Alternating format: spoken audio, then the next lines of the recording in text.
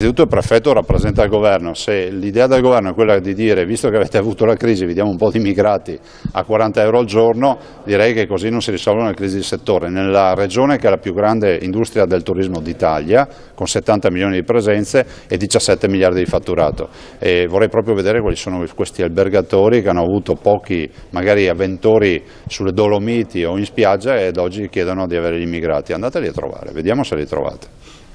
Preferiamo vivere, com'era lo slogan? Preferisco vivere. Noi abbiamo già dato sul fronte degli immigrati perché abbiamo quasi 600.000 immigrati in Veneto e devo dire che non è una soluzione pensare che gli alberghi che non hanno lavorato possano avvantaggiarsi dell'ospitalità di immigrati che avranno 40 euro al giorno. Le soluzioni del turismo sono altre, se il governo vuole intervenire, anzi lo deve fare in maniera importante, riconoscendo lo stato di crisi, non pensando che gli immigrati siano una soluzione. Noi stiamo mettendo in fila tutti i danni da calamità atmosferiche di quest'estate, ne viene fuori una situazione inquietante che interessa un po' nel bene o nel male tutto il Veneto, per cui siamo convinti sempre di più che lo stato di calamità sia da chiedere per tutto il Veneto. A questo si aggiunge uno stato di crisi dei settori che sono quelli dell'agricoltura e del turismo che stanno pagando caro il tema delle avversità atmosferiche.